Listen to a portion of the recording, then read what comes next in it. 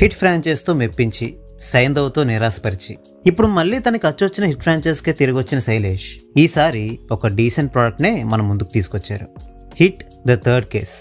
నాకు బాగానే ఉందనిపించింది, బట్ ఈ మూవీలో లోపాలు కూడా గట్టిగానే ఉన్నాయి.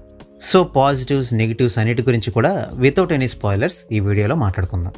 వేర్వేరు లొకేషన్స్లో ఒకే పద్ధతి ప్రకారం జరుగుతున్న మర్డర్స్ని ఎవరు చేయిస్తున్నారో ఎందుకు చేయిస్తున్నారో తెలుసుకునే ప్రయత్నంలో అర్జున్ సర్కార్ ఎలాంటి రిస్కులు తీసుకున్నాడు, ఎన్ని ప్రాబ్లమ్స్ని ఫేస్ చేశాడు, అండ్ ఫైనల్గా మెయిన్ విలన్ని ఎలా పట్టుకున్నాడు అనేది ఈ మూవీ యొక్క story. More than investigation part, beginning నుండి మనల్ని ఎక్కువగా ఆకట్టుకునేది అర్జున్ సర్కార్ క్యారెక్టరైజేషన్ అండ్ అర్జున్ సర్కార్గా నాని పర్ఫామ్ చేసిన తీరు. అంటే ఇక్కడ నా ఉద్దేశం ఇన్వెస్టిగేషన్ బ్యాడ్గా ఉందని కాదు, ఇన్వెస్టిగేషన్ పార్ట్ అంతా కూడా ఇంట్రెస్టింగ్గానే ఉంటుంది. హిట్ 1 and 2లతో కంపేర్ చేస్తే ఈ మూవీలో చూపించిన క్రైమ్ తాలూకు స్కేల్ కూడా పెద్దగానే ఉంటుంది. బట్ సీన్లో స్టఫ్ ఉన్నా లేకపోయినా నాని మాత్రం ప్రతి సీన్లోనూ షైన్ అవుతూనే ఉంటారు కాబట్టి కొన్ని సీన్లలో మన ఫోకస్ ఆ సీన్ మీద కంటే నాని మీదకి ఎక్కువగా వెళ్తుంటుంది.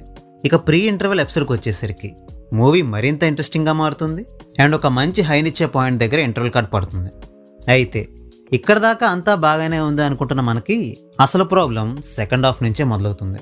ఫస్ట్ హాఫ్లో బాగానే ఉంది అనిపించిన శ్రీనిధి లవ్ ట్రాక్ సెకండ్ హాఫ్కి వచ్చేసరికి తేలిపోయింది.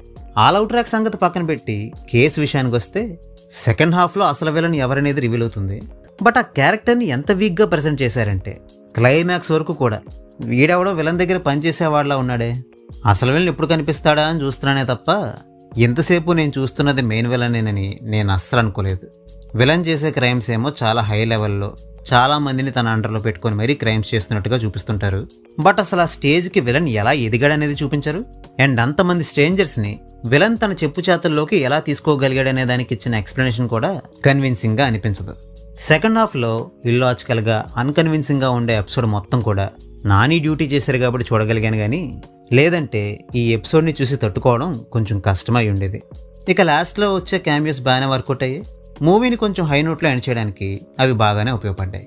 ఇక టెక్నికల్ ఆస్పెక్ట్స్ విషయానికి వస్తే మిక్కీ జే మేయర్ కంపోజ్ చేసిన సాంగ్స్ పర్వాలేదు, బీజిఎం కొన్ని చోట్ల బాగుంది, కొన్ని చోట్ల లౌడ్గా అనిపించింది. ఇక సాను వర్గీస్ గారు చేసిన సినిమాటోగ్రఫీ అండ్ లేవి టేకర్ చేసిన యాక్షన్ కొరియోగ్రఫీ ఎక్సలెంట్గా ఉన్నాయి. సో ఫైనల్గా ఈ మూవీని నేను మీకు రికమెండ్ చేస్తానా అంటే హిట్ 1 and హిట్ 2 మూవీస్తో కంపేర్ చేయకుండా లాజికల్ లూప్ హోల్స్ని పట్టించుకోకుండా చూస్తే ఈ హిట్ 3 మూవీ మీకు నచ్చొచ్చేమో. ఒకవేళ మీరు నాని ఫ్యాన్స్ అయితే మాత్రం ఈ మూవీ మీకు మంచి ఫీస్ట్ అవుతుంది. ఆల్రెడీ ఈ మూవీ టీం వాళ్ళు చెప్పినట్టు ఈ మూవీలో కస్ words, violence and blood shed చాలా ఎక్కువగానే ఉన్నాయి. సో అది మైండ్లో పెట్టుకుని ఈ మూవీని చూడండి అండ్ పిల్లల్ని ఈ మూవీకి తీసుకెళ్ళకండి.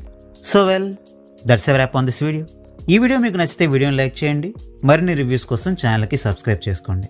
We will meet you next video. Thanks for watching.